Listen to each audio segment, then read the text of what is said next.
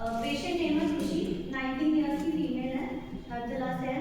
Chief complaints में dry scaly reddish eruptions हैं face पे और बॉडी पे है, 4 साल से आते हैं चले जाते हैं अपने आप। ऐसा कोई मौसम नहीं है जिसमें वो मौसम के चेंजेस से कोई फर्क नहीं है, कभी भी आते हैं कभी भी जाते हैं।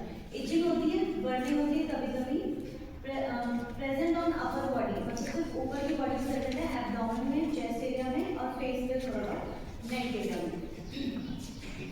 एग्रीवेशन एम्यूलेशन कुछ भी नहीं है, ऐसा कुछ नहीं है कि रात में दिन में सुबह शाम, ऐसा कुछ इसमें नहीं है। सिर्फ कुछ एक्सटर्नली अप्लाई करने से उसमें बर्निंग बढ़ जाती है। तो कुछ भी एक्सटर्नल एप्लीकेशन से मतलब थोड़ा सेंसिटिव है पेशेंट, कुछ भी अगर उस पर पड़ जाता है, कुछ भी लग जाता है तो उसको बर्निंग इचिंग बढ़ जाती है, वरना वो ठीक रहता है। एलोपैथिक मेडिसिन खाती रहती है वो 4 साल से इस चीज़ के लिए, जिसकी वजह से मेंसेस सप्रेस हो गए हैं, तो स्कैंडी मेंसेस हो गए हैं। लेफ्ट लेग में एंकल के पास एक बोनी ग्रोथ है जो कि हार्ड है और फिक्स्ड है। लुकोरिया है उसे, ठीक है, वाइट है, जिसके साथ उसे कमर में दर्द होता है। इतनी अच्छी कंप्लेंट्स।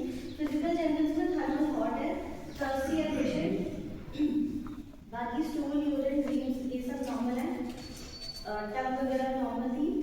डिजायर में उसको बचपन में मिट्टी वगैरह खाने का मन करता था, चॉप खाती थी वो बचपन में, अभी तो नहीं। एवर्जन कुछ नहीं है। पास्ट हिस्ट्री में उसको कोई ऐसी डिजीज नहीं रही, बस पास्ट हिस्ट्री में ऐसी कोई डिजीज नहीं रही, बस जो सेम इरप्शन ये जो अभी था यही उसको पहले था और ये कभी भी आता जाता रहता है, इसके लिए उसने बहुत एलोपैथिक मेडिसिन खाई है।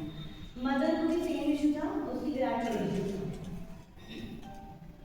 पेशेंट की मेंटल्स पे, पेशेंट बहुत चीयरफुल और हैप्पी है, मतलब वो बात करते हुए बहुत मतलब खुशी खुशी बात कर रही थी और स्माइलिंग फेस था और टॉकेटिव थी, एक्टिव भी थी, हैप्पी टाइप की पेशेंट थी। फैमिली ओरिएंटेड थी क्योंकि उसके ज़्यादा कोई दोस्त नहीं थे या ज़्यादा उसको बाहर आना जाना पसंद नहीं था, उसको अपनी मदर के साथ रहना पसंद था और उसको अपने मतलब सिबलिंग्स के साथ, उसके 9 भाई बहन थे, वो तीसरी थी, तो उसको अपने भाई बहनों में अच्छा लगता था। तो she is very family oriented, she is close to her mother and siblings, ज़्यादा दोस्त नहीं है और सब कुछ शेयर भी वो ज़्यादातर अपनी मदर से ही करती है।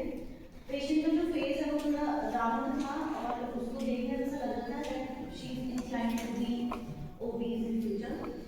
तो घर वालों ने उसकी पढ़ाई बंद करवा दी थी 4 साल पहले और 4 साल से ही उसको ये इरप्शन फाइनेंशियल कंडीशन मतलब एक गर्ल चाइल्ड है जो उसके बाकी के सिबलिंग्स हैं जो कि मेल्स हैं उनको पढ़ाने के लिए ज़्यादा मतलब घर वालों को प्रेशर था, इस वजह से। हालांकि पेशेंट से मैंने पूछा कि उसको इस चीज़ से कोई दिक्कत है कि उसकी पढ़ाई छुड़वा दी, उसको आगे बढ़ना हो, तो ऐसा कुछ नहीं था। वो वैसे कंटेंटेड है, हैप्पी है, मतलब अपने घर के काम करने में, अपनी मदद की हेल्प करने में वैसे वो ठीक है। बस मुझे उसकी बातों से ऐसा लगा कि शायद वो थोड़ा सा नेग्लेक्शन या वैसा फील करती है कि क्योंकि वो एक गर्ल चाइल्ड है तो मेल्स पे शायद ज़्यादा ध्यान देते हैं उसके घर में, तो इस वजह से मतलब शी नीड्स मोर अटेंशन मेरी। तो गुस्सा ज़्यादा नहीं आता है, जितना भी आता है वो अपनी मदर से या भाई बहनों पे थोड़ा बहुत बोल के निकाल देती है, अपने मन में कुछ ज़्यादा नहीं रखती है। वो 19 साल की है, उसके घर वाले उसकी शादी के लिए भी लड़के देख रहे हैं, तो वो बस मुझसे बार बार ये बोल रही थी कि मैडम मेरा चेहरा ठीक कर दीजिए। उसके पूरे फॉरहेड पे इस तरीके से रेड रेड निशान थे और नेक एरिया पे काम थे, तो वो बोल रही थी कि बस मेरा फेस ठीक कर दीजिए, मुझे बस इतना ठीक कर दीजिए। उसको कोई मतलब नहीं था कि उसकी बॉडी ग्रोथ भी है, उसको लिकोरिया भी है, स्कैंडी, उसको सबसे लिखा बस उसको अपना चेहरा ठीक कराना। माइलस्टोन्स नॉर्मल है, पढ़ने का ज़्यादा शौक नहीं है बट वो काफ़ी सेंसिटिव है।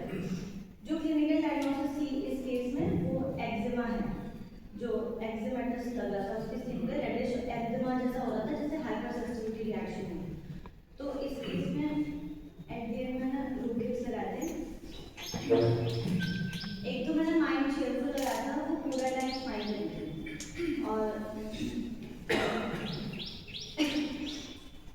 स्किन इरप्शंस एक्जिमा ये मतलब एक कॉमन हो गई है। फिर उसके जो इरप्शन थे वो ड्राई थे, बहुत ज़्यादा ड्राइनेस थी उसमें, तो स्किन इरप्शंस एक्जिमा ड्राई और फीमेल जेनेटिक लिकोरिया थिक, क्योंकि उसने बोला कि काफ़ी थिक और वाइट दोनों था, तो फीमेल जेनेटिक लिकोरिया वाइट और मेंसेस स्कैंडी, ये फीमेल जेनेटिक के 3 रूबरी थे और उसके एब्डोमेन चेस्ट पे इरप्शन ज़्यादा थे।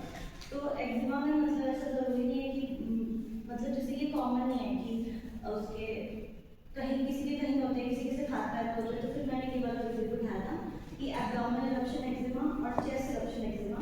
तो जब मैंने ये सारे वीडियोस लगाए और वैसे वो बहुत हॉट और थर्स्टी थी, तो जैसे उसकी बात से मुझे लगा कि उसको थोड़ा अटेंशन की थोड़ा है। तो जितनी सारी मेडिसिन आ रही थी उसमें सीपिया, सल्फर, कैलकेरिया, आर्सेनिक, ये सारी मेडिसिन आ रही थी। तो कैलकेरिया सल्फर अलग अलग आ रही थी, पर मैंने कैलकेरिया सल्फर दी थी 200 डोज। तो वो एक डोज दी, फिर 4 दिन बाद उसका फोन आया। तो उसने बोला कि मेरे आपने मुझे क्या दवा दी थी और मेरे सारे जो है दाग थे वो बहुत ज़्यादा बढ़ गए हैं और मुझे लग रहा देखने आ रहा है क्या बोलूँ मैं, मुँह कैसे दिखाऊंगी किसी को। तो मैं थोड़ा सा डर गई, मुझे लगा कि मतलब मुझे एंटीडोट करना पड़ेगा या कुछ गलत हो गया। बट फिर वो मैंने उसको 2 दिन बाद बुलाया, तो फिर वो आई। तो 2 दिन में उसको थोड़ा सा आराम भी हो गया। फिर मैंने उससे पूछा कि जहाँ जहाँ इरप्शन बढ़े हैं वहाँ वहाँ पहले भी थे?